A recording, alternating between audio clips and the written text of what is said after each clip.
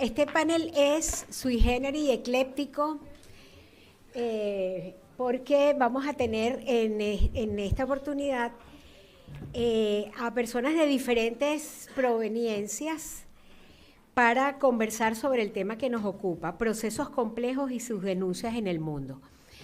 Como habíamos hablado en el día de ayer en la tarde, y bueno, yo creo que a lo largo de todo el evento, la complejidad, lo difícil de los casos de los que hablamos cuando se considera Venezuela, y no solamente, como siempre decimos, no solamente por los montos extraordinarios, ridículos a veces que uno ve que están involucrados en los diferentes casos, sino también por la complejidad de las redes que participan, ¿no? Redes que tienen conexiones internacionales. Yo creo que ayer les mencionó que nosotros hemos identificado la presencia de esta red, solo la de la red de corrupción, en 73 países. Estamos hablando entonces de una red realmente transnacional que además, véngase Karina, que además tiene, que en algunos casos comparten operadores o comparten sistemas de lavado de dinero y comparten mecanismos de impunidad. Entonces, oye, me siento altísima aquí en esta silla al lado de Sergio. Entonces, bueno, yo no voy a hacer una mayor introducción porque voy a tener el honor de presentar a este panel diverso. Vamos a tener a Roberto Denis. Roberto es periodista de investigación. Roberto, además, yo no sabía, es periodista, estudió comunicación en Venezuela, pero también letras. Entonces, como que le gustan las palabras y las letras, ¿no? Roberto es una referencia no solo para los venezolanos, es una referencia internacional en periodismo de investigación, como periodista de Armando Info y además como referencia en casos específicos. Tiene hasta películas, Roberto, echando el cuento de algunos casos, ¿no? Está viviendo en Colombia hace muchos años, perseguido por un personaje colombiano, pero que ahora es ministro en Venezuela, y toda esa red. Vamos a tener después a Iván, pero a Iván lo vamos a tener en un video que preparamos. Lo preparamos a propósito a Iván Ruiz porque también es un caso como complejo y para que lo pueda echar bien en 10 minutos, 7 minutos, preferimos grabarlo. Karina Carballo, una gran aliada, viene de Portugal, en donde también hay muchos casos importantes de corrupción venezolana, y Karina, a través de la organización donde es directora, se llama Ethos Governance and Development en Portugal, están incorporados, y ella va a contar, en uno de los casos más importantes, diría yo, de los últimos años de Portugal, que tiene que ver con el Banco Espíritu Santo, que bueno, desapareció, le cambiaron el nombre, ahora se llama Novo Banco, pero que involucró a Sócrates, al ex primer ministro, ¿no? O sea, estamos hablando de un caso muy grande y donde Venezuela también tuvo su buena tajada. Y después, para terminar, vamos a tener a Sergio Rodríguez. Sergio se ha convertido en un aliado de la causa Venezuela en los temas de investigación y a un gran amigo en el que yo puedo hacer consultas regularmente de las cosas que no entiendo. Sergio es el fiscal nacional de investigaciones administrativas de Argentina y como ustedes ven, aquí está la PIA y en el panel anterior tuvimos a la Procelac, y son instituciones que yo creo que vamos a tener que investigar y conocer más en Venezuela para hacer propuestas de cómo se va a tener que reconstruir el tejido institucional, ¿no? Así que tener a personas relacionadas que conocen y que ya tienen pues sensibilidad con Venezuela va a ser muy útil. Buen día, gracias por la invitación. Voy a poner el tiempo y igual me avisas, porque nosotros los periodistas no somos buenos en eso de ceñirnos al tiempo. Sí, como decía Mercedes, hablando estos días de, bueno, qué caso exponer, digamos que fuera ilustrativo de esto de investigar los casos complejos, barajamos varios, pero bueno, al final, y ya verán por qué, yo escogí un caso que creo que en cierto modo refleja varias cosas y varias características de la corrupción venezolana que, bueno, estos días, desde ayer a hoy, hemos estado viendo.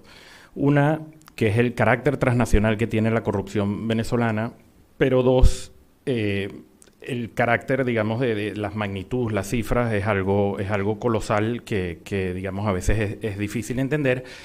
Y una característica adicional que se hablaba ayer en las ponencias de la mañana, que es esa, digamos, esa dificultad que tenemos a veces los periodistas de, bueno, sí, hablamos de millones de dólares, lavado de dinero, etcétera, pero eso al final a la gente no suele decirle mucho, pero como hay cosas que demuestran que la corrupción afecta, digamos, es tangible y afecta la vida más inmediata de los ciudadanos. Si quieres a la presentación, pasémoslo muy rapidito, yo no los voy a aburrir aquí, con todo lo que pasó. El caso Van a ver está ligado a lo que tiene que ver con el fraude electoral que hubo en Venezuela el año pasado, el 28 de julio. Yo no lo voy a aburrir con todos los detalles. El hecho, como todos sabemos y es público, ocurrió, digamos, un gigantesco fraude electoral que fue, digamos, tan descarado que el gobierno ni siquiera fabricó pruebas. O sea, no necesitó, o sea, no se fabricaron pruebas. Sencillamente se anunció un resultado que no hay manera de sostenerlo. Y si quieres adelanta un poquito, pasa y déjalo ahí. Este señor que ustedes están viendo allí en la foto es un señor que se llama Guillermo Carlos San Agustín, que además lo traigo y por eso quería el caso, aprovechando la hospitalidad argentina. Es un señor argentino. Y ese señor que ven ahí probablemente a los venezolanos no les diga nada de ese rostro, no les dice nada de esa cara, pero ese señor probablemente es el que tiene el monopolio de la data de los venezolanos. Y aquí hablo de data electoral, hablo de data bancaria por los bancos públicos, data del SAIME, que es el servicio de identificación, y data del SAREN, que es todo lo que tiene que ver con registros y notarías públicas en Venezuela. Esa foto está tomada del tuit que está allí al lado, que como ven es un tuit que publicó el Consejo Nacional Electoral Venezolano, el órgano más importante, el rector de las elecciones en Venezuela, el día 20 de julio del año 2024, es decir, solo 8 días antes de la elección. Y ese señor, junto a las dos personas que están al lado, uno se pregunta, bueno, ¿y qué hacen estos señores aquí? Estos señores son unos empresarios, unos argentinos que están sentados aquí en una reunión técnica del Consejo Nacional Electoral a 8 días de la elección presidencial venezolana, con toda la tensión que había en el país. Yo creo que solo eso nos da idea de la importancia que tienen estos señores. Porque este señor es el dueño de una empresa llamada Excle. Excle es una empresa registrada en Argentina, que cuando ustedes ven su trayectoria y su experiencia en Argentina es mínima, no tiene experiencia en temas electorales, pero resulta que, como decía antes, en Venezuela este señor ahora monopoliza todo lo que tiene que ver con data, incluyendo el sistema y el software tecnológico de las elecciones en Venezuela. ¿Por qué este señor llegó allí? Y creo que podemos pasar la siguiente lámina. ¿Y qué es lo que hizo el señor? Y muestra, digamos, el nivel de corrupción, no solo por cantidad de dinero, por administración, por otorgamientos de contratos a dedo, sin licitación, etcétera, sino por algo mucho más grave, que es lo que vamos a ver en esa siguiente lámina.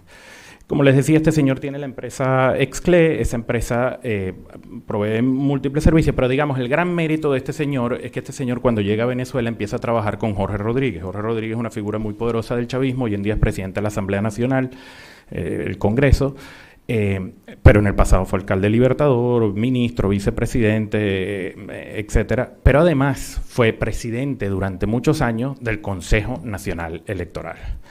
Entonces, entre Jorge Rodríguez y este señor, Guillermo San Agustín, y es lo que demostramos en ese trabajo publicado a posterior del 28 de julio, idearon una suerte de CNE paralelo. Es decir, construyeron una suerte de CNE paralelo para controlar en vivo y en directo, minuto a minuto, lo que pasa en la elección en Venezuela. La estructura que ven allí, como ven, al centro está Guillermo Carlos San Agustín, el señor que les mencionaba. A la izquierda está otro señor que se llama Hernán Sorel, creo que era su apellido, es otro ciudadano argentino, y Javier Nasif, más abajo, es otro ciudadano argentino. Ellos tres son las cabezas, digamos, operativas, y después todas esas personas que ven allí, bueno, son gente que ha trabajado, venezolanos, pero fueron funcionarios públicos que trabajaron tanto con Delcy Rodríguez como con Jorge Rodríguez. Delcy Rodríguez, vicepresidente de Venezuela, hermana de Jorge Rodríguez, en distintos cargos. Y entre esas, digamos, esos funcionarios de confianza del grupo Los Rodríguez, Jorge y Delcy Rodríguez, y este empresario argentino con esta empresa, construyeron, como les digo, este CNN paralelo, que bueno, es responsable, y por eso decía que es algo muy tangible de todo el fraude electoral que ocurrió el año pasado en Venezuela. Y lo quería traer también aquí, no solo por el hecho que es argentino, sino por el hecho que, bueno, este señor fue sancionado en su momento y el Departamento del Tesoro de los Estados Unidos le impuso una sanción en el año 2020, pero este es un señor que debe andar libre por el mundo. Y ojo, yo no estoy aquí invitando a que alguien le haga algo ni nada, pero es decir, no, o sea, a mí como periodista de investigación me sorprende, pero al mismo tiempo me frustra cómo un señor que tiene tamaña responsabilidad en lo que ha ocurrido en Venezuela puede mover dinero libremente por el mundo, puede moverse libremente por el mundo. Hasta donde yo tengo entendido, aquí en Argentina no ha habido investigaciones, nada. Sí es verdad que hubo algo de la Unidad de Inteligencia Financiera Argentina, para que tengan idea de los volúmenes que maneja de dinero este señor. Solo por el año 2017, relacionado con 4 contratos, eran transacciones que le llamaron a sospecha a la Unidad de Inteligencia Financiera Argentina por $71 millones. Eso solo por 4 contratos en 2017. Pero como les digo, y contratos de tema electoral, tiene muchos más contratos. Y yo creo que podemos pasar a la siguiente para ir dándole con el tiempo. Bueno, ya. Ocurrió, como digo, bueno, este señor ideó esta estructura, es parte, como digo, de este CN paralelo. Ocurre el fraude en Venezuela, pero digamos, no solo es que fueron, digamos, corresponsables del fraude electoral en Venezuela, sino que después fueron corresponsables del fraude. En Venezuela pasó algo muy curioso, que es que el que hizo el fraude electoral, que fue Nicolás Maduro, acude al Tribunal Supremo de Justicia a pedirle, demuéstrame que yo gané. O sea, una cosa insólita, pero bueno, eso ocurrió en Venezuela. Y nosotros empezamos a ver, digo nosotros los venezolanos y la audiencia empezó a ver en las imágenes de la televisora pública y todos los medios estatales, bueno, que el Tribunal Supremo de Justicia inició esta suerte de sala de peritaje y de análisis de la materia de las actas electorales, de todo, para ver quién ganó las elecciones. Entre paréntesis, el Tribunal Supremo de Justicia no tiene competencia para eso. Bueno, yo siempre pongo la foto porque si uno lo explica sin la foto no lo entienden. Ahí ustedes ven esta gente con tapabocas, guantes, gorras, que parece que están llegando a la escena de un crimen y no quieren contaminar las pruebas. Bueno, eso tiene una justificación y no tiene nada que ver con un análisis forense. Y básicamente era esconder esto que mostrábamos antes y esto que ven en esta lámina. Que todas las personas que participaron en ese supuesto peritaje y supuesta auditoría electoral eran gente de esta empresa Exclé o gente del Partido Socialista Unido de Venezuela, es decir, el partido de gobierno, que además hacía parte de la estructura del CNE oficial. Es decir, básicamente lo que estaban tratando era cubrirse y que no, digamos, no fueran visibles sus rostros para no ser reconocidos. Y bueno, nosotros en Armando Info, en el equipo Armando Info, obviamente basado en fuentes internas del CNE, documentación, etcétera, lo que tratamos de hacer y logramos demostrarlos con muchos era esto, ¿no? Bueno, este señor que estaba ahí sentado en la computadora con el tapabocas, analizando ahí todo en una laptop, ¿quién es? Y es este señor de al lado. Pasamos la lámina y ahí veíamos su nombramiento oficial y digamos quién era, lográbamos demostrar, digamos, quién era por nombramiento oficial y personal en el CNE. Yo lo dejo hasta aquí porque ya están casi los 10 minutos y como les decía, básicamente creo que el caso es bueno en el sentido de mostrar, número uno, el rasgo, digamos, transnacional que tiene la corrupción venezolana, y no solo porque este señor sea argentino, sino es que además que la estructura empresarial que tiene montada el señor pasa por empresas en Hong Kong, otros paraísos fiscales para mover el dinero. Pero bueno, más adelante a lo mejor puedo detenerme en eso. Pero además es un caso de cómo la corrupción al final hace parte del sistema, pero también sostiene el sistema. Es decir, estos actores claves son fundamentales en el sostenimiento del régimen de Nicolás Maduro hoy en día. Y bueno, cómo afecta lo más elemental en la vida de un país y de un país que aspira a ser democrático, que es nada más y nada menos que controlar y tener acceso a un proceso electoral. Lo dejo por aquí hasta ahora. Gracias.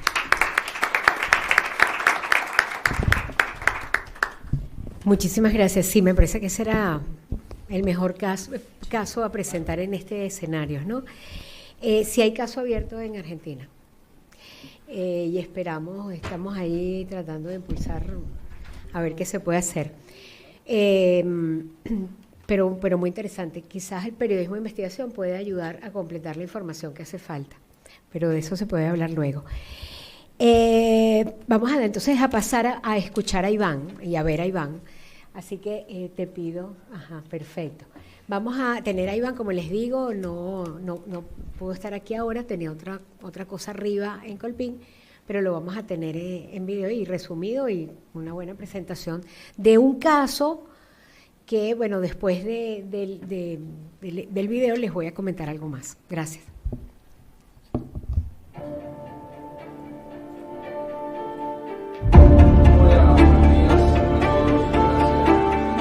Hola, buenos días a todos. Gracias Transparencia Venezuela por permitirnos presentar esta investigación en el encuentro.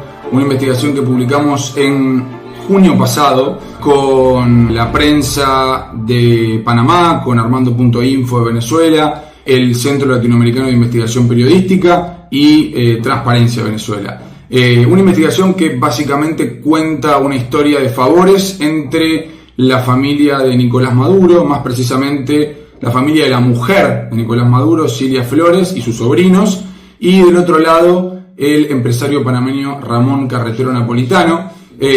Una historia que reconstruye esa relación que comienza prácticamente cuando Nicolás Maduro asume como presidente de Venezuela en 2014 y nombra a uno de sus sobrinos, que se llama Carlos Eric Malpica Flores, a cargo de la Fundación Pro Patria 2000, una fundación pública parte de un organismo del Estado venezolano.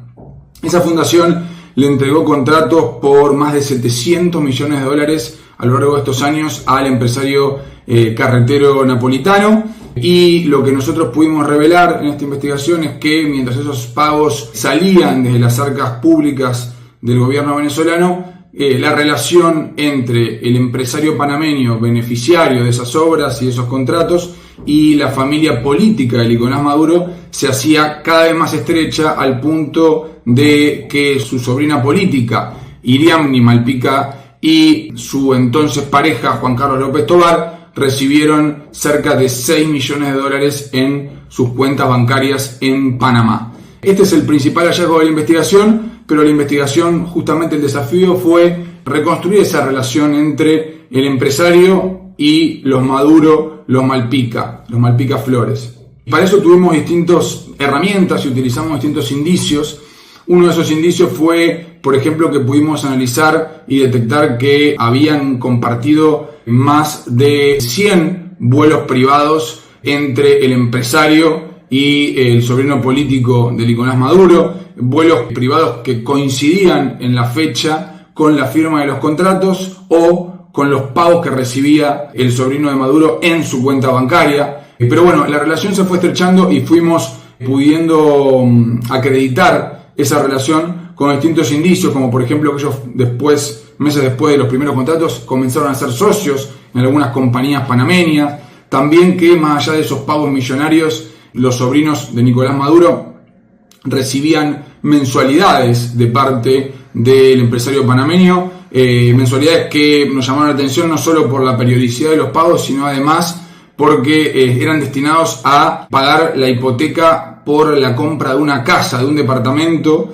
en Panamá, y que cuando empezamos a hurgar en los papeles, quien había recomendado justamente a la pareja para que el banco les diera el préstamo había sido justamente el empresario panameño Carretero, y también había sido Carretero quien había enviado una carta asegurando que ambos sobrinos trabajaban para una de sus empresas, justamente al mismo tiempo en que el propio empresario ganaba contratos de parte del Estado venezolano que eran firmados por otro de los sobrinos de Cilia Flores. Esos fueron los principales hallazgos de la investigación.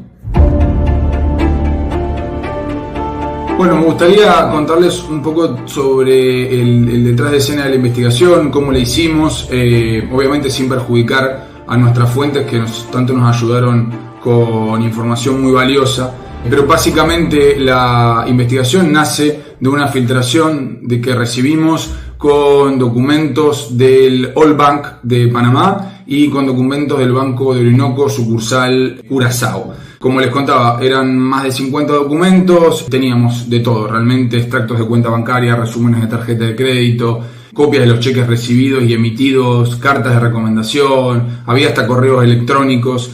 Básicamente lo que recogía la filtración era una investigación interna realizada por uno de los bancos que encendió las alarmas cuando López Tovar recibía la cantidad de dinero que recibía de parte de empresas vinculadas a Carretero. Y entonces ese insumo fue el insumo principal de la investigación, que además contó con otras pequeñas filtraciones, como por ejemplo datos de los datos migratorios, tanto del empresario panameño como de los sobrinos de Nicolás Maduro, también importante para reconstruir esa relación, y también usamos datos de fuente abierta que fueron clave para eludir la principal dificultad que tuvimos a la hora de ponernos a trabajar, que fue básicamente que no contamos con ningún tipo de información del Estado venezolano, porque como todos sabemos es un Estado 100% opaco en el que cuesta muchísimo obtener información, sobre todo cuando es información que puede comprometer a alguno de los funcionarios del gobierno de Nicolás Maduro. Así que para no estirarme más, aquí dejo abierto el tema por si alguien más en la mesa quiere comentarlo, y los invito a todos a leer la investigación que está disponible en los portales de todos nuestros aliados, en el portal de CLIP, en el portal de Transparencia Venezuela, de Armando.info y de la prensa. Muchas gracias a todos y que tengan un gran día. Creo que quedó súper claro el tema, pero cualquier pregunta, aquí tenemos a Roberto Denis, que participó en esa investigación y podría responder cualquier duda o comentario que tengan sobre el tema. Bueno, vamos a pasar entonces a escuchar a Karina Carballo sobre este otro caso interesantísimo que está todavía en proceso judicial en Portugal. Karina, te voy a poner aquí y te voy diciendo. Ok.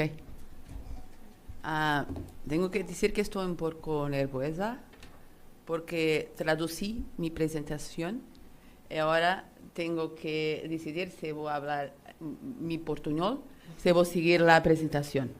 Okay. Decidí que voy a hablar mi portuñol y la presentación está, creo que, correcta en español.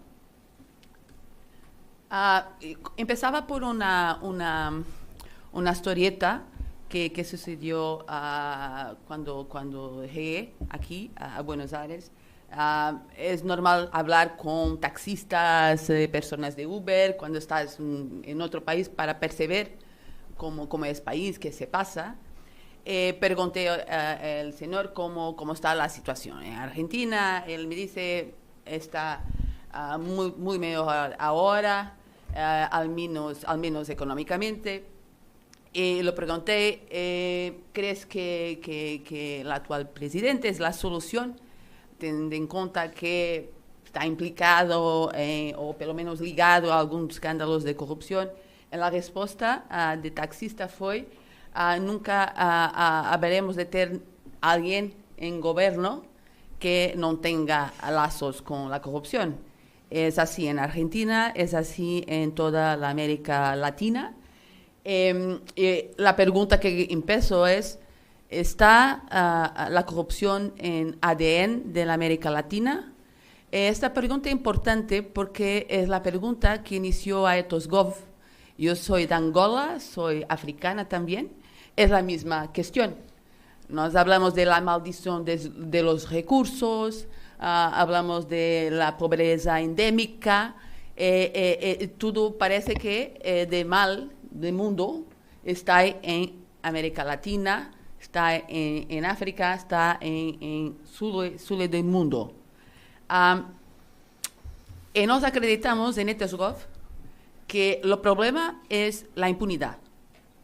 Ese es lo mejor problema para todo lo que se pasa en América Latina, en África, en otros países que están fustigados, maltratados por la corrupción.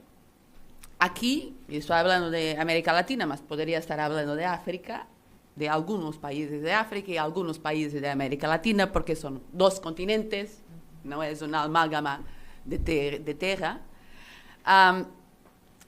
O fato de não se conseguir punir e responsabilizar estas pessoas é uma ameaça aos direitos humanos, impide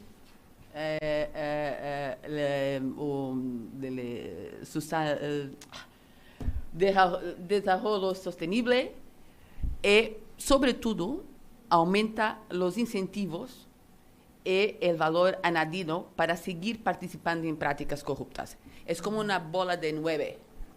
Cada vez mais gente, cada vez mais atores, cada vez novos esquemas por causa da impunidade.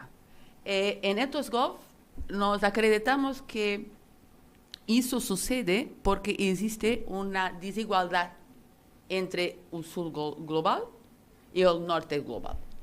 E essa desigualdade intrínseca é que faz com que exista impunidade no sul global. Por quê? Porque há sempre lado a demanda, e há muita demanda do norte global para que exista corrupção em Latinoamérica. Subornos, especificamente. Porque o norte global tem uma indústria de facilitadores, por um lado, que são as Big Five, los advogados, los agentes imobiliarios, los bancos. También algunas organizaciones internacionales, es importante decirlo, que necesitan de vender su dinero para el desarrollo y necesitan de estados que no son perfectos, que no consiguen desenvolver como deberían. Y también porque o norte global precisa de investimento. Si piensas que cuando hablé a poco de la maldición de los recursos, las industrias extractivas están aquí. El buen suelo está aquí. La producción está aquí. Y por tanto, lo norte global, que así lo llamo, pero podría decir otra cosa cualquier, necesita urgentemente de investimiento que se llama inversiones de gente que está en África y en América Latina, y no importa si son fluxos financieros ilícitos, no importa cómo esos fondos fueron obtenidos, se tiene que ver con el tráfico de droga, se tiene que ver con terrorismo, no interesa, porque es investimento, inversiones son buenas. Vemos eso, por ejemplo, en Portugal, relacionado con los vistos dorados en inmobiliario, en las casas que fueron compradas por gente y ahora las personas en Portugal no tienen donde vivir porque no hay habitaciones. Y por otro lado también, y por último, no hay cualquier interés en retornar los fondos a Latinoamérica y a África. Y la idea es que no podemos retornar porque no son estados plenos, están fallados. Pero ese fallanzo es circular. Hablamos muchas veces de economía circular y la corrupción es una economía circular. Totalmente. ¿Podemos? Acreditamos que este caso, el caso BES, es un ejemplo claro de cómo todo esto funciona, especialmente porque estamos hablando de un país, que es Portugal, que es un país muy pobre en el contexto europeo. Es un país totalmente dependiente de fondos europeos y totalmente dependiente de las inversiones extranjeras. Sobre todo las inversiones que vienen de excolonias, como se pasa, por ejemplo, en España, Angola, Mozambique y ahora también Ecuatorial Guinea. Guinea Ecuatorial faz parte de la comunidad de países de lengua portuguesa, pero se habla español en Guinea Ecuatorial. ¿Okay? Y por eso les llamamos una one-stop shop para la corrupción transnacional. Una de las cosas más importantes es percibir que en este escándalo, que el escándalo BES Venezuela en Portugal, tenemos el facto de BES ter orquestado una trama de corrupción de funcionarios públicos venezolanos y pagó sobornos para ganar dinero. No fue solamente sobornar, fue crear la estructura de soborno, crear la estructura de corrupción en su propio beneficio. ¿Okay? Este es orgullosamente el facilitador, que es Ricardo Salgado, Kenie, alguien que gosta mucho de tenis, no, porque está ahí con Marcelo, que es el presidente de la República. Está aquí con José Sócrates, que fue primer ministro, que está implicado en un mayor escándalo de corrupción en Portugal. También tiene alguien que se dice que apoya a los necesitados, en este caso Venezuela y Portugal. Este Enabler hoy en día está diagnosticado con Alzheimer, pero pasa ferias en sitios magníficos, está escribiendo un libro, pero es como es. Voy a pasar un poquito esto porque Merchi me dice que tengo 3 minutos. Pero lo caso, nos vamos a hacer un case brief que vamos a presentar este mes y por tanto toda la gente va a tener más conocimiento sobre el caso. Pero solo hablar de nuestra intervención. Cuando Merche nos abordó, el objetivo era identificar los facilitadores y terminarlos y al mismo tiempo tentar, dentro de nuestras posibilidades, mapear y seguir los activos que tenían sido robados de Venezuela. Lo que nos podemos hacer en Portugal es usar un expediente jurídico que dice que en casos de corrupción, en casos de violación de los derechos humanos, mas también de ambiente, a la sociedad civil y cualquier uno de nosotros se puede constituir asistente del Ministerio Público, parte interesada. Y cuando no somos asistentes del Ministerio Público, la primera cosa que tenemos es acceso a todo en que está en el caso. Case files, todos los documentos. Podemos hacer otras cosas, pero que João Paulo ya habló sobre eso, yo también, pero o que nos deparamos es que teníamos más de 10.000 páginas de proceso, de caso. Y cómo se trabaja estas 10.000 páginas de caso. Y también teníamos un conjunto de acusaciones, porque estamos en una fase muy alta del proceso. Aquí es, digamos así, el mapa del proceso criminal y nos entramos en la fase de examen judicial. Significa que no tenemos parte en la investigación. La acusación ya estaba formada y no podríamos presentar nuevas pruebas. Entonces, lo que hicimos fue concentrarnos solamente en aquello que teníamos y conseguimos hacer un análisis utilizando clusters.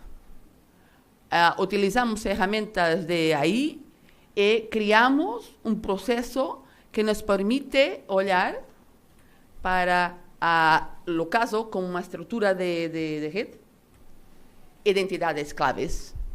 Y esa red de esas entidades claves va a dar montes de visualizaciones, pero una de las más importantes cosas que quería decir, y termino, es que cuando conseguimos hacer este tipo de trabajo, estamos testando metodologías, eso nos permite construir una base de datos y relaciones.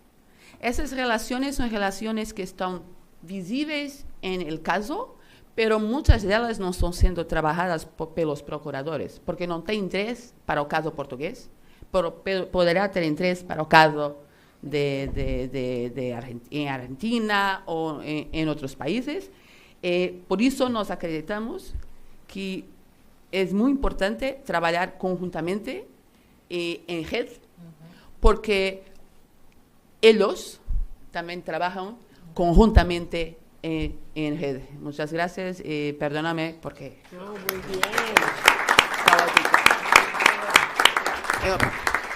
No, muchísimas gracias. Es un gran trabajo. Vieron las láminas rápido, pero detrás de cada una de esas láminas y gráficos hay un trabajo gigantesco de todo el equipo de DOSGOP, y le agradezco el esfuerzo de Karina de hablar en español. Así que muy bien, muchísimas gracias. Bueno, el último, pero no menos importante, vamos a escuchar ahora al doctor Sergio Rodríguez, y después, creo que si nos da tiempo, podemos tener preguntas de ustedes. Bueno, muchas gracias. Buen día a todos. Es realmente un gusto poder participar de esta actividad. Respetamos y valoramos mucho el trabajo de Transparencia Venezuela, a quien representada en la figura de Merchi, a quien respeto muchísimo y admiro por su valentía y su tenacidad. Es un gusto poder participar de esta actividad. Bueno, siempre es muy difícil investigar grandes hechos de corrupción. En Venezuela, en Portugal, en Argentina y en todas partes del mundo. Porque investigar hechos de gran corrupción significa investigar al poder, al verdadero poder, que generalmente es el poder económico. Y no hay otra forma de investigar o de llegar a buen puerto en estas investigaciones si no contamos con independencia y autonomía por parte de las agencias que se dedican a la persecución penal, sean fiscales o jueces, y tampoco si no hay una verdadera voluntad política de fomentar y procurar la investigación de estos hechos y no queden impunes. Desde el punto de vista de la Argentina, bueno, yo presido la Fiscalía del Ministerio Público Fiscal argentino, que se especializa en la investigación de hechos de corrupción administrativa, es decir, cuando hay involucrados funcionarios públicos del gobierno central, del gobierno nacional. Esa es nuestra competencia y podemos involucrarnos en los casos de esta competencia y colaborar con los distintos fiscales que tienen algún tipo de investigación de estas características. Es decir, podemos meternos en el caso cuando la importancia así lo requiere. Y vinculado con el tema que les mencionaba de la independencia, la autonomía y la integridad de las agencias que investigan corrupción política y administrativa, en la Argentina estamos bastante bien si comparamos con otros países de la región. Los fiscales que somos quienes llevamos adelante la investigación de estos hechos, somos designados luego de un proceso de selección bastante exigente e intervienen en la designación distintos poderes del Estado, el Ejecutivo, el Legislativo y el Ministerio Público en el caso de los fiscales. Y una vez que somos designados tenemos estabilidad en el cargo, es decir, duramos en nuestro cargo hasta una determinada edad y siempre y cuando no cometamos algún delito en el ejercicio de nuestras funciones o no nos desempeñemos incorrectamente. Y la forma de removernos es a través de los procesos legales que establece la Constitución Nacional y la ley, es decir, un juicio político. Si esto no fuese así, yo les aseguro que hoy yo no estaría aquí hablando con ustedes, porque a lo largo de los años que hace que estoy al frente de esta Procuraduría, ya me hubieran removido varias veces distintos gobiernos. No obstante, las presiones veladas, indirectas o directas en algunos casos, las vamos sintiendo a lo largo de nuestras carreras, y a medida que uno se va poniendo viejo, el cuero también se va engrosando y va soportando más las distintas presiones que de diversos sectores de la sociedad se van desarrollando. Entonces, Desde el punto de vista de la autonomía, en la Argentina estamos bastante bien. Yo integro además la red de fiscales anticorrupción de Iberoamérica y les aseguro que cada vez que voy a una de las reuniones, que se hacen generalmente 2 por año, me encuentro con que la mitad de los fiscales anticorrupción ya no están más. Cambian. Entonces es muy complicado de esta manera. Y respecto de la voluntad política que es necesaria para investigar estos hechos de corrupción, también creo que no solo en la Argentina, sino en la mayoría de los países de la región, es un atributo que escasea, y no en un determinado gobierno, sino generalmente en la mayoría de ellos. ¿En qué se traduce la cuestión de que es necesaria la voluntad política de que se investigue la corrupción? Miren, en la Argentina, por ejemplo, en este momento tenemos aproximadamente el 40% de los cargos de jueces y fiscales federales o nacionales vacantes. Esto significa que estamos próximos a lo que yo llamo una denegación de justicia, porque los procesos se atrasan, los cargos se van subrogando, se llama, es decir, hay personas que tienen la facultad de decir, bueno, vos fiscal, entonces vas a cubrir tal fiscalía y tal fiscalía, porque no hay, están vacantes. Esto se traduce en determinados favores, se traduce en una incapacidad material de poder atender los casos. Miren, hoy comenzó aquí en la Argentina el juicio oral de uno de los procesos más importantes en materia de corrupción administrativa de la historia argentina. Un proceso que se denominó los cuadernos de la coima, porque el hecho consistía en que el chofer de un funcionario público nacional importante iba anotando los recorridos de ese funcionario cuando se trasladaban las coimas a distintos lugares, domicilios, etc. Bueno, este proceso se elevó al tribunal que hoy comenzó el juicio hace 6 años. Hace 6 años.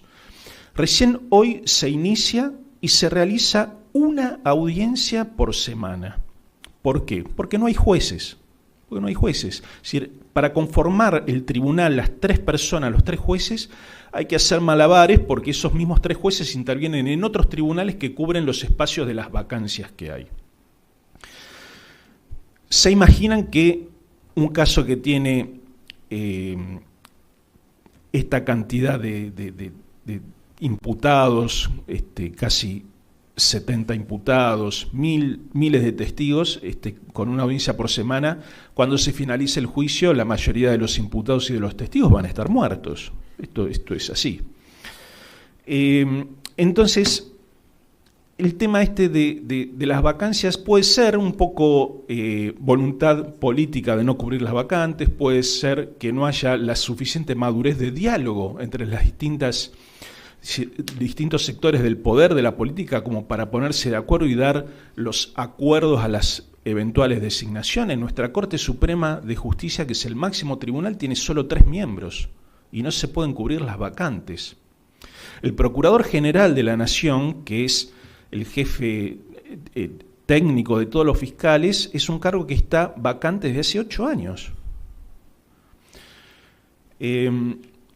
Por suerte tenemos un procurador interino, que es un fiscal de carrera, que es sumamente honesto, técnico, idóneo, pero institucionalmente está mal. Está mal, el procurador general se tiene que elegir de acuerdo a los mecanismos constitucionales, y hoy por hoy no lo tenemos. Otra cuestión de falta de voluntad política. Nosotros estamos bregando porque en todo el país se implemente lo que se llama el sistema acusatorio procesal, que en grandes rasgos es que las investigaciones las dirijan y las lleven a cabo los fiscales y los jueces solamente resuelvan. Hasta hoy, hasta hace poco tiempo en la Argentina, nuestro sistema era muy inquisitivo en ese sentido, porque eran los propios jueces los que llevaban adelante la investigación y además juzgaban. Entonces, desde mi punto de vista, no ofrecía demasiadas garantías. Bueno, el sistema acusatorio se sancionó en la Argentina en diciembre del año 2014, hace 11 años. Y hoy todavía no está vigente en todo el país. Es más, no está vigente en el principal distrito de la Argentina, que es la Ciudad Autónoma de Buenos Aires, la capital federal de la Argentina. Ya se prorrogó 2 veces la entrada en vigencia de este sistema acusatorio. Esto le resta a los procesos rapidez, le resta transparencia.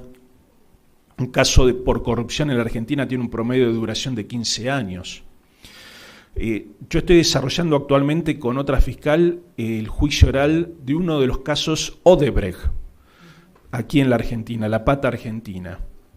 Bueno, es un caso que tiene ya más de 10 años de trámite, se inició recién este año el juicio oral y tenemos audiencia una vez cada 15 días. Cada vez que la fiscalía cita una tanda de testigos, nos encontramos mínimo con un muerto, mínimo. Entonces es muy difícil así. Se necesitan estos 2 grandes atributos. Recién escuchaba los casos que planteaba Roberto, el caso que planteaba Iván, y realmente son casos paradigmáticos, pero no me sorprenden de ninguna manera, porque aquí en la Argentina tenemos casos iguales o peores desde el punto de vista de la corrupción. Pero bueno, no todo tiene que ser pesimismo, hay cosas que sí están cambiando, pero necesitamos herramientas como para poder avanzar en la lucha contra la corrupción. En este caso de Odebrecht, la cooperación internacional es fundamental y sin embargo lo de Brasil es vergonzoso en este momento, pero vergonzoso. Cuando comienza el caso Lava Jato, permanentemente se mencionaba que todos los países que tenían una repercusión íbamos a poder contar con los elementos probatorios, los acuerdos de lenidad, etc. Bueno, todo esto con los cambios políticos coyunturales quedó en la nada. Nosotros tenemos ofrecida prueba de declaraciones de imputados en Brasil, estamos pidiendo tomar declaraciones testimoniales en el juicio de ciudadanos brasileros y nuestros pedidos de colaboración ni siquiera llegan a las autoridades judiciales brasileras, las intercepta en el camino la autoridad política brasilera, las autoridades centrales que aplican las convenciones y nos la rechazan directamente sin siquiera transmitirlas a las autoridades judiciales brasileras. Entonces, no se puede investigar grandes hechos de corrupción sin una verdadera cooperación internacional. Obviamente que la gran corrupción no es local, es transnacional. Por lo tanto, si no contamos con un sistema ágil, efectivo de transmisión de pruebas, de compartir prueba entre los distintos operadores judiciales, no hay investigación que pueda prosperar. Entonces, redondeando, porque ya veo que está ahí Merchi con el teléfono, hay cosas que se dijeron acá en la mesa muy importantes. A mí me gusta mucho el evento que cada 2 años organiza Transparencia Internacional, donde nuclea este triángulo que vos mencionabas, que es el periodismo de investigación, la sociedad civil y los agentes gubernamentales u operadores de la justicia, porque es por ahí el camino, es tratar de que cada uno desde su expertise aporte lo suyo para la dilucidación de estos hechos de corrupción. ¿O ustedes se creen que yo como fiscal anticorrupción no me reúno con periodistas a tomar café para que me pasen información? Pero por supuesto. ¿O ustedes creen que yo como fiscal anticorrupción no me junto con la sociedad civil para tratar de que participen en algunos casos, como lo hace acá en la Argentina Poder Ciudadano, que ya hay jueces que los aceptan como parte querellante en los grandes casos de corrupción?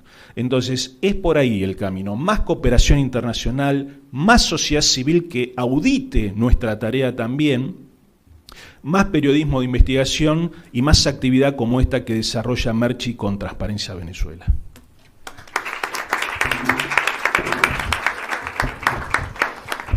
Bueno, muy complicado, ¿no?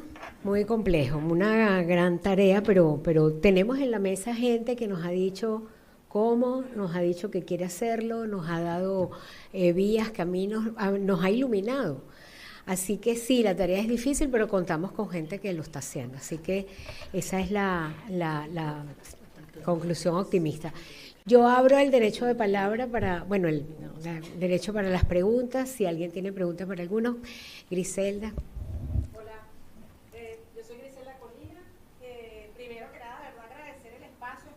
Han sido maravillosos y yo creo que nos habla también, bueno, nosotros que te conocemos, los venezolanos que sabemos de toda tu trayectoria, pero habla de una experiencia tan terrible, cómo la has transformado y la estamos transformando los venezolanos, y mira cómo también nosotros podemos hacer algo bueno y algo positivo, y cómo usamos nuestras capacidades para construir algo diferente. Viendo todo lo que se habló ayer, y todo lo que hoy expusieron, uno puede abrumarse y quedar con un sentimiento negativo. Pero yo creo que si algo nos enseña la experiencia venezolana es que nosotros somos unos porfiados de la democracia, nosotros insistimos en ese camino y no lo vamos a dejar. Entonces, la pregunta, justamente en el ánimo que nos exponía Eloísa, creo que era más propositivo, es ¿cuáles son los próximos pasos? Entendiendo que sí hay propuestas, que sí hay caminos, hay miradas, hay posibilidades y capacidades, hay una gran tarea que juntos la podemos asumir mejor, pero entonces ¿cuáles son los próximos pasos y cómo se dibuja eso desde una mirada de una pionera como tú, Merchi, que articulas y que respetas los espacios y las capacidades? Bueno, no soy la única, hay mucha gente haciendo eso. Yo copio. No sé si tienen otra pregunta o pasamos a que Eloísa conteste, o bueno, cualquier persona del panel. Era para mí, no era para Eloísa. No, para todos los próximos pasos. Yo quiero escuchar cuáles son los próximos pasos. Como les digo, quiero copiar. Bueno, dentro de este pedacito que me toca a mí, los próximos pasos es seguir apoyando periodismo de investigación, porque periodismo de investigación, entre las habilidades que tiene de identificar mecanismos para obtener información, sabe manejar fuentes, que es muy complejo. La persona que nos invita hoy aquí, que es el director de Colpin, el director de IPIS Internacional, Ricardo Uceda, ha tenido experiencias espantosas a mi modo de ver, pero siempre me ha mostrado cómo es que se tratan, cómo se manejan las fuentes. Pasan años. Ricardo Uceda, además en el libro que él publicó, que por eso puedo hablar libremente, él tuvo fuentes alimentándolas por años, hasta que lograron la confianza para intercambiar información, pero además fuentes terribles. Él escuchaba y se reunía con asesinos, ¿no? Para poder obtener información dentro de lo que pasaba en el Pentagonito, que era el sitio donde asesinaban y maltrataban, era nuestro helicoide, pues. Entonces, creo que el periodismo de investigación es otra. Creo que la sociedad civil es muy amplia, pero hay también que cuidarse, ¿no? Y creo que una de las cosas más importantes para Transparencia Venezuela es seguir impulsando la cooperación entre diferentes espacios, ¿no? Ustedes han visto aquí que han estado fiscales, policías, unidades de inteligencia financiera, procuradores, la Procelac. Hace falta el trabajo conjunto. Solos, independientemente, no se avanza. Y creo que esos triángulos que nos mostraba Eloísa es un tremendo camino para continuar el trabajo. Hasta ahora yo, conversando con Eloísa, decía, es que, claro, nosotros levantamos información de aquí, de aquí, de aquí, pero hace falta sentarse y con una estrategia, una metodología de personas como Eloísa que lo tienen tan claro, hay que ordenar todo, ¿no? y hay herramientas que tenemos que usar, que no son ni de organizaciones que luchan contra la corrupción directamente, ni contra el crimen organizado. Por ejemplo, viendo a Daniel aquí, que dirige la Alianza Regional por la Libre Expresión e Información, de la que formamos parte desde que el inicio, hay que luchar también por derechos. El derecho a acceso a la información. Tú decías en Venezuela, ya no me acuerdo quién decía, Iván decía, la opacidad es 100%, es así. Pero tenemos que, eso no quiere decir que vamos a abandonar la lucha por el acceso a la información, al revés, ¿no? Entonces, pero para todo eso hace falta generar espacios de confianza. Yo estoy segura que Rodrigo, quizás y Milton, que son los que con los más he trabajado más tiempo, ¿verdad? Bueno, nosotros nos tenemos confianza porque han pasado años en donde hemos intercambiado información y yo no he revelado nada. Ellos saben el trabajo que hacemos, lo conocen, y eso no se consigue de un día para otro. Generar la confianza es muy complicado. Y hace falta que esos espacios de intercambio se formalicen. O sea, no es solamente que, bueno, yo lo voy a llamar hoy, no. En cada país hay que formalizar los espacios de intercambio para que las partes se sientan seguras, porque los actores cambian, como tú decías, los actores cambian. Pero si se quedó institucionalizado, uno tiene a quién llamar, uno tiene a quién recurrir, uno tiene a quién pasarle la información, uno sabe cómo funciona la estructura, ¿no? Entonces, cambia el funcionario, pero está la estructura.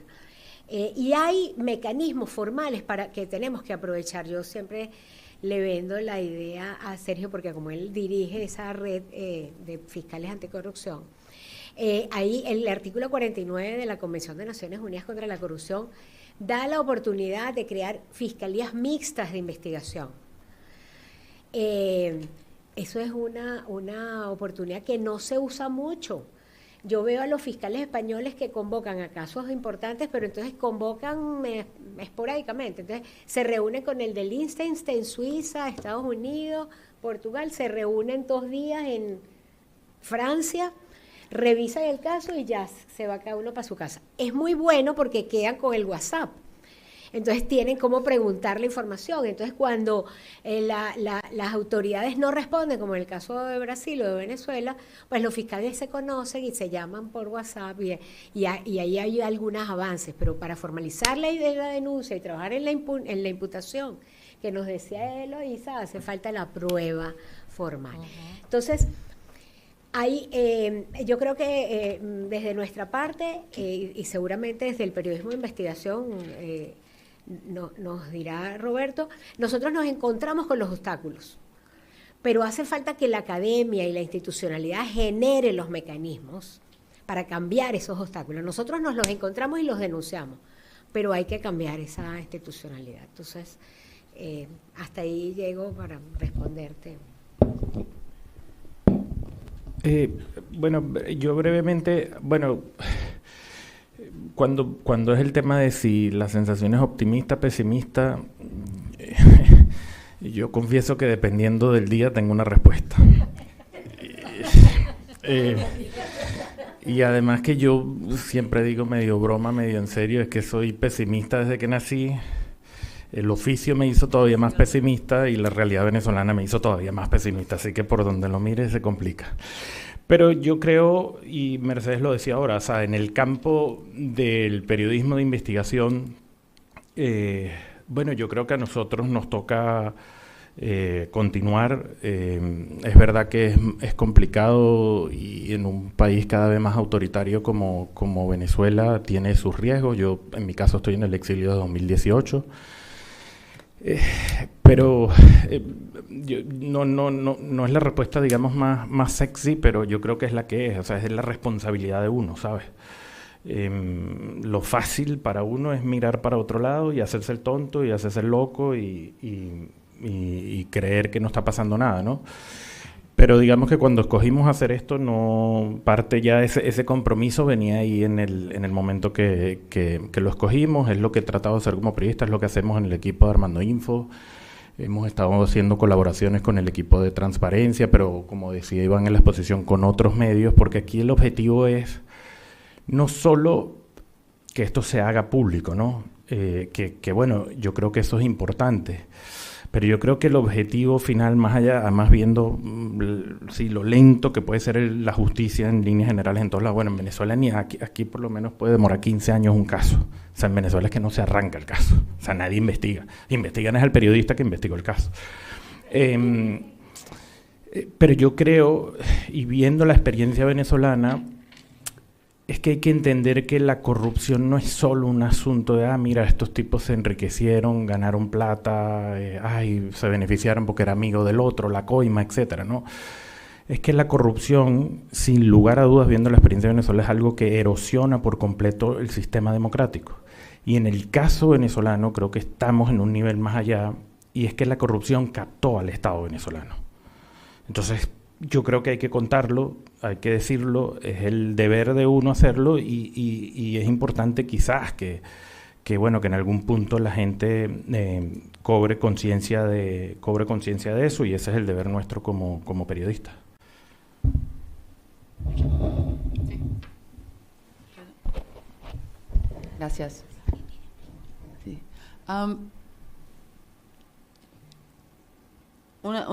Falou-se de Lava Jato. Eu creio que Lava Jato é bom exemplo para pensarmos os riscos de estas colaborações, incluso com a Fiscalía, os jornalistas investigativos, as ONGs, estes contatos personales. São importantes para brainstorming, para pensar.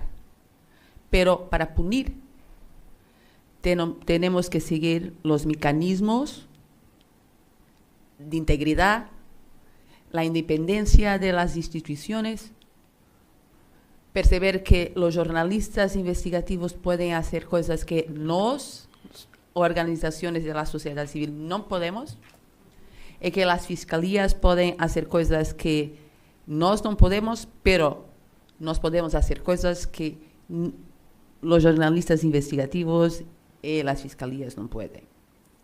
Pienso que esto es muy importante porque, por veces, lo que acontece, el Brasil es un ejemplo paradigmático de lo que sucedió. Nuestros colegas de Transparencia Brasil, por ejemplo, trabajaron mucho con la Fiscalía Brasileira durante el caso, y ahora, porque el régimen mudó, es una sociedad muy polarizada, están a ser atacados porque dicen que tenían un interés específico no caso, porque son contra Lula da Silva y el Partido de los Trabajadores. Por tanto, es muy importante garantir que nuestra colaboración existe, pero tiene reglas, y que esas reglas estén firmadas de forma muy concreta. Porque cuando nos decimos trabajar con las fiscalías, pero entonces la independencia del Poder Judicial, ¿dónde fica? Yo puedo agarrar mi teléfono y hablar con una amiga procuradora de Portugal, pero como me dice un procurador amigo en Portugal, nuestras conversas nunca son en off. Nunca. Porque en mis funciones, en cuanto fiscalista, trabajador del Estado, investigador, estoy siempre trabajando. Es como los jornalistas. Y nosotros tenemos que ser así también. Por eso os digo, creo que reglas muy claras, especialización y memorandos de entendimiento, protección. Porque las personas mueren muchas veces, las personas pierden sus derechos, tienen que cambiar de países porque los regímenes mudan, y también porque no somos poquísimos en el mundo entero. Y por tanto tenemos que nos proteger a nosotros, yo pienso. Gracias. ¿Otra pregunta?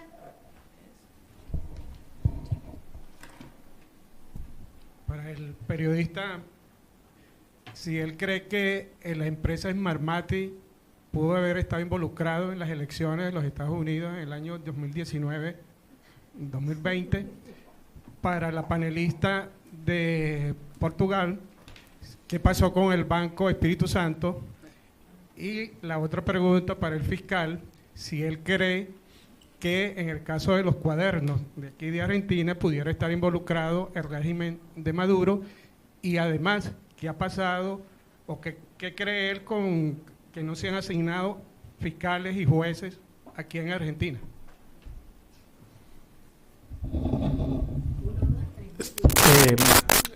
Bueno, a ver, Exclé, la empresa argentina de las que le hablaba en el caso, es una suerte de sucedáneo de lo que fue Smartmatic. Y Smartmatic, como bien debe saber, fue una creación de Jorge Rodríguez. Yo, digamos, es cierto, y hay un indictment, hay una acusación y hay un caso abierto ahorita en Estados Unidos contra directivos de Smartmatic por influencia en las elecciones americanas en un estado. El sistema electoral americano es complejísimo, es distinto a cómo funciona prácticamente en muchos sitios, pero digamos, no es que Smartmatic ha sido proveedora de todo el sistema electoral en todos los Estados Unidos, eso no es cierto. Pero como digo, hay una acusación, hay también un caso de fraude en Asia, no recuerdo ahora, donde Smartmatic también fue, creo que fue en Filipinas, me parece, donde Smartmatic también fue prestadora del software del sistema electoral, y también hay un caso judicial abierto contra Smartmatic. Es decir, lo que quiero decir es que Smartmatic es cierto que ha crecido mucho, en otros países afortunadamente hay investigaciones, y yo lo que tengo la sospecha es que Smartmatic no se ha ido de Venezuela, pero eso lo hablamos en otro momento. No le puedo responder la pregunta de si en la causa esta de los cuadernos La Coimas puede haber imputado alguien venezolano, porque no es un caso que tenga yo asignado personalmente, sino que hay otros fiscales federales trabajando en el tema, y no conozco el caso con esa particularidad como para poder responder fehacientemente esa pregunta. Con respecto a la segunda parte, si mal no entendí, es por qué creo que no se designan los jueces y los fiscales. Nuestra sociedad nuestra sociedad política en los últimos 20 años estuvo muy y continúa muy polarizada. Acá le llamamos una grieta, ¿no?, entre un determinado partido de gobierno y otro, y eso erosionó la institucionalidad política, por ejemplo, en los consensos y en los acuerdos que tiene que haber en el Parlamento. Las designaciones de los jueces federales es algo muy importante porque, como dije antes, los jueces federales duran en su cargo de por vida, o hasta los 75 años de edad, si no se les prorroga. E intervienen ahí la voluntad política de distintos actores, senadores, gobernadores. Nosotros tenemos un sistema de gobierno federal, empresarios, poder económico, y para que los candidatos a jueces sean designados se necesita, además de la voluntad del presidente de turno de designarlos, el acuerdo del Senado. Y para lograr el acuerdo del Senado hay que realizar consensos, hay que hacer acuerdos, hay que parlamentar. Y esto hace muchos años que en la Argentina no sucede. De hecho, el actual gobierno quiso cubrir las dos vacantes que tiene hoy por hoy la Corte Suprema de Justicia de la Nación, hizo su propuesta y el Senado no dio acuerdo para esas designaciones y volvimos a foja cero. Y era lógico que no diera sus acuerdos porque no hay diálogo entre las distintas clases políticas. No existe este diálogo, al menos hasta hoy. Entonces, esos consensos hoy no están. Además de esto, no descarto algún tipo de intencionalidad política de no querer cubrir esos cargos como para tener cierta ascendencia sobre determinados operadores de la justicia. Entonces, sea como sea, lo que es cierto es que esto es totalmente insano para el sistema republicano y democrático de gobierno, porque estamos hablando de uno de los poderes del Estado, y los otros dos poderes del Estado contribuyen a que este tercer poder esté en una situación de debilidad, de vacancia, de inoperatividad prácticamente, y que si esto no se resuelve prontamente, vamos a entrar en una situación de verdadera emergencia, donde los justiciables no van a tener quien resuelva sus litigios judiciales.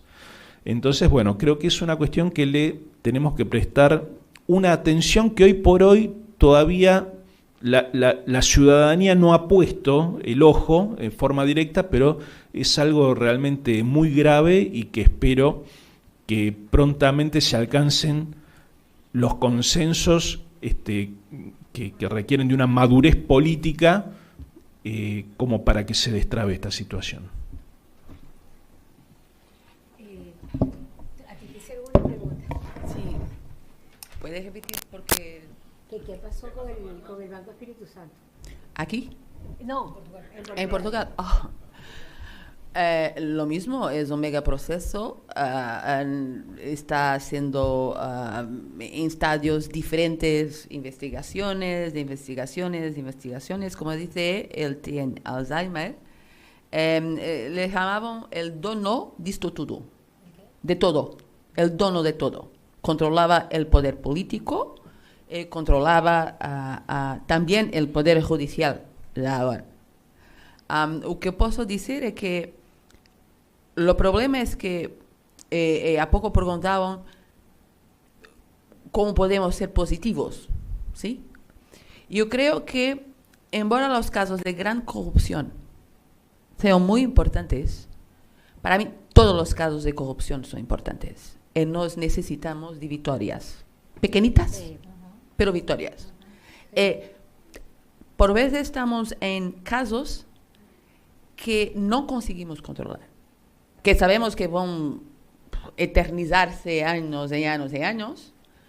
Entonces, ¿por qué no enfocar en cosas muy específicas para conseguir victorias muy específicas? Por ejemplo, nos en EthosGov trabajamos solamente corrupción en el comercio internacional, porque sabemos que en esos casos tenemos también el soporte OCDE, existe un mecanismo permanente de monitorización, y mismo así no tenemos un único caso, una única condenación en Portugal de corrupción en el comercio internacional. Pero, seguimos intentando.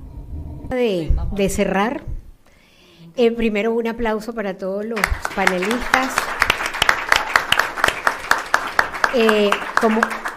Como les decía al principio, es un panel ecléptico, pero las diferentes visiones y hablando desde las diferentes posiciones, no políticas, sino de trabajo, nos da una estupenda idea de las limitaciones, pero también de los caminos y de las tareas, ¿no? Y creo que ese era el propósito de estos eventos que hacemos, que veamos lo difícil. Una cosa que yo no sé si les he dicho a los actores del sistema de justicia, pero una de las cosas que más me sorprende siempre que los escucho es lo débiles que son. O sea, porque uno está acostumbrado a las películas, ¿verdad? Entonces uno dice, no, si va para el tribunal, entonces ya lo van a condenar. No tienen las herramientas, o sea, la justicia argentina. Por supuesto, nosotros estamos años luz, ¿no? Ojalá tuviéramos ese problema que ustedes tienen en Argentina, ¿no? Pero, o sea, las debilidades se ven a todo nivel. Entonces, creo que hay mucho que hacer. Hace falta método para emprenderlo. No puede ser como va viniendo, vamos viendo. No, los venezolanos sabemos, ¿verdad? Tenemos que ser más eficientes porque los recursos son muy finitos, son muy pocos. Entonces, ¿dónde ponemos el dinero? ¿Dónde ponemos los recursos? ¿Dónde ponemos la gente? Porque cuando hablamos de recursos es los fiscales, son los jueces, ¿no? Es la tecnología, es el dinero, es el software, aprender de inteligencia artificial para avanzar. O sea, los recursos estamos en el tiempo. ¿Cuánto tiempo tenemos, no, para hacerlo? Entonces, creo que tenemos que ser más estratégicos. Yo creo que esa es una buena conclusión que nos ha dado Eloísa, después de ver las debilidades, pero también las tareas que tenemos. Entonces, creo que cada uno aporta una capacidad. Y la capacidad que aporta el periodismo de investigación, Armando Info, o sea, que algún día se lo reconoceremos con otro premio Nobel, ¿verdad?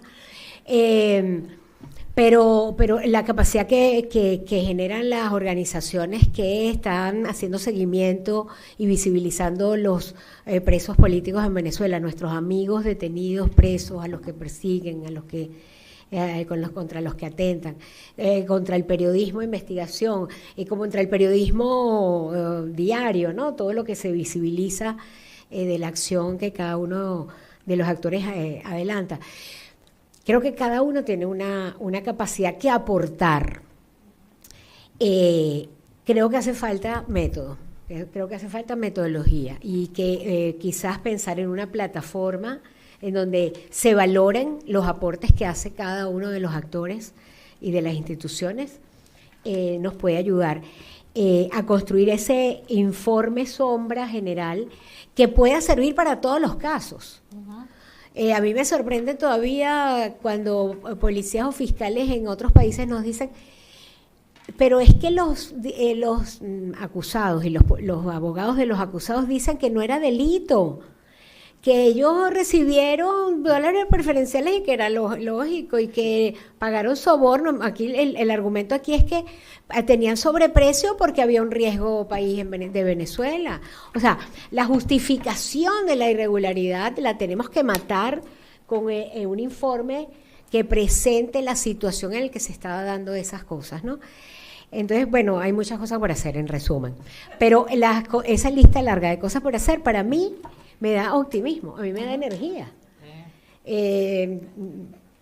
A mí me parece horrible cuando no sé qué hacer, pero como sé que tengo mucho trabajo, pues me siento optimista y más sabiendo que hay tanta gente haciendo cosas y que comparte las mismas preocupaciones. Así que espero que cada uno de ustedes se sume a ese esfuerzo aportando sus capacidades desde donde estén y que sigamos en este camino. Muchísimas gracias a todos. Continúen preocupándose por Venezuela. La situación es terrible, pero vamos a trabajar juntos por cambiarla. Muchísimas gracias y feliz tarde para todos.